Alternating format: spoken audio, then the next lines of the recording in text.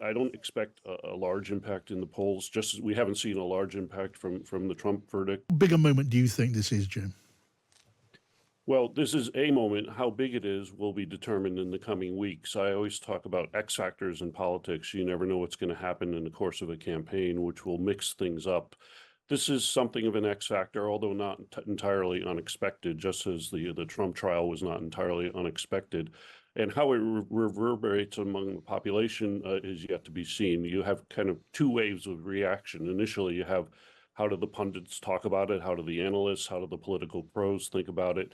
That's the first wave, and then it filters out to the public, and then we get an assessment through polling in the coming weeks to see what the impact is. We've Yes. seen some of that happening with the Trump case. I guess we can pretty confidently expect, Jim, Donald Trump's strongest supporters, the MAGA crowd, to seize on this and use it as ammunition. We can expect Joe Biden's strongest supporters to say, look, this is a personal matter, just leave it alone. It's going to be about those in the middle, the independents. That's what's going to make a difference if a difference is made, Jim.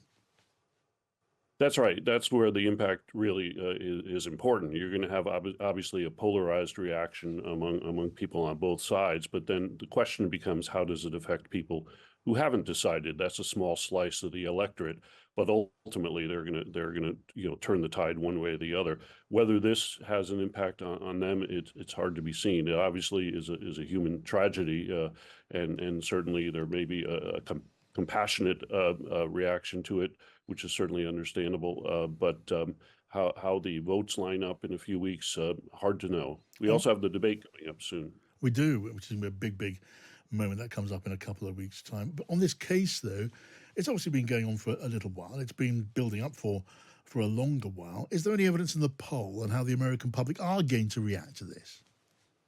Well, I do think in the case of the court cases for both Trump and the Biden family, some of this is kind of baked into the equation because it's been discussed so much for so long that people kind of have a feeling about it already.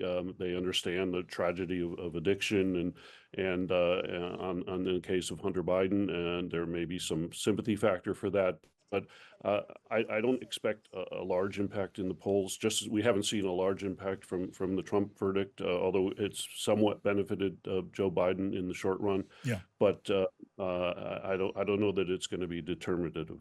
No, let's look at the human aspects of this story because, as you say, Jim, it is, in one sense, a very personal tragedy. His mother, Hunter Biden's mother, Jill, has been a regular attender at the trial, hasn't she? And even though he has not been an attender, the president, I think we know, don't we, has been, well, deeply affected by this. He is, in that sense, very, very attached to his family and his children. Yes, that's true, and he himself has undergone a great tragedy throughout his life, and has coped with it very with strength and conviction built on his face. As a Catholic myself, I feel an instinct to pray for him and his family because a lot of people across the country and around the world have seen the tragedy of addiction affecting families, and so there is some sympathy there. And what might happen now to Hunter Biden himself? I know these charges, on paper, in statute, they carry a potential penalty of, I don't know, what is it, over 20 years in jail, but it's not supposed that that's remotely likely, is it?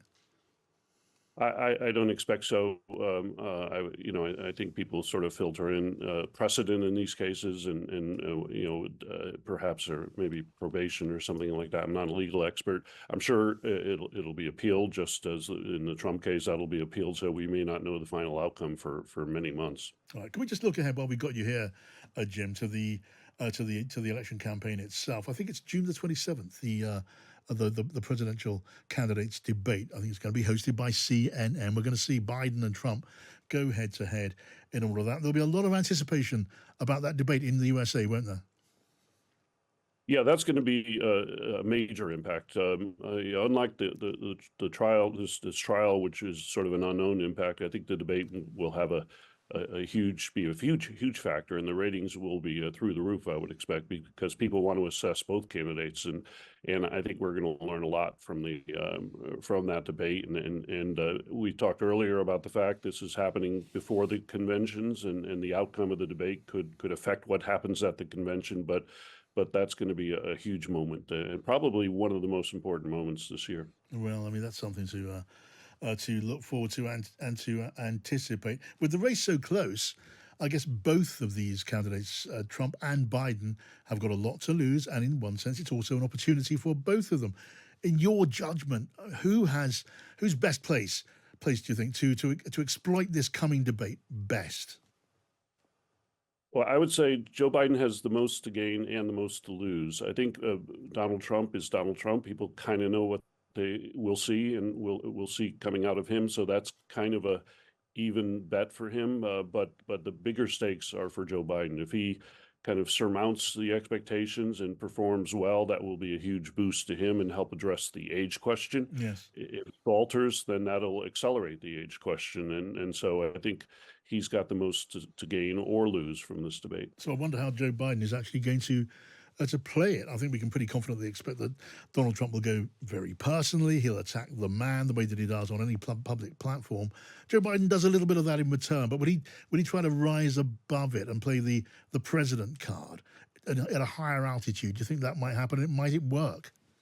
Well, that's a good question and a good debate itself. Will he attack Donald Trump and try to make Trump the issue, or will he ignore Donald Trump and let Trump beat Trump and try to project something different and perhaps more elevated?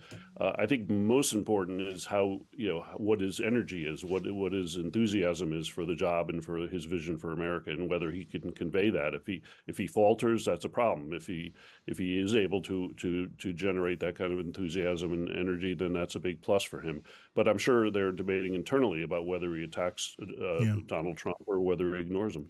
Well, we're in the middle, as you know, Jim, in a round of political debates here ahead of our general election here in the UK, and a lot of the conversation revolves around the rules of the game, the way the debates are regulated and policed by the moderators, and that's going to be the case in these debates too, or the CNN debate too.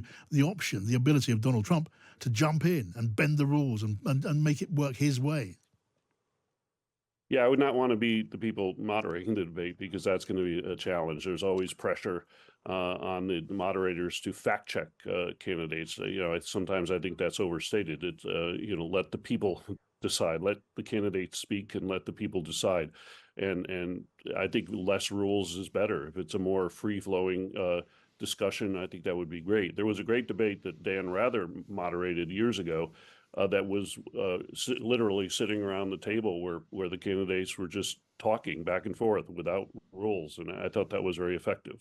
All right, we will all be looking forward to that moment. Jim Kennedy, who was Deputy Assistant to the former Democrat President Bill Clinton. Thank you for joining us.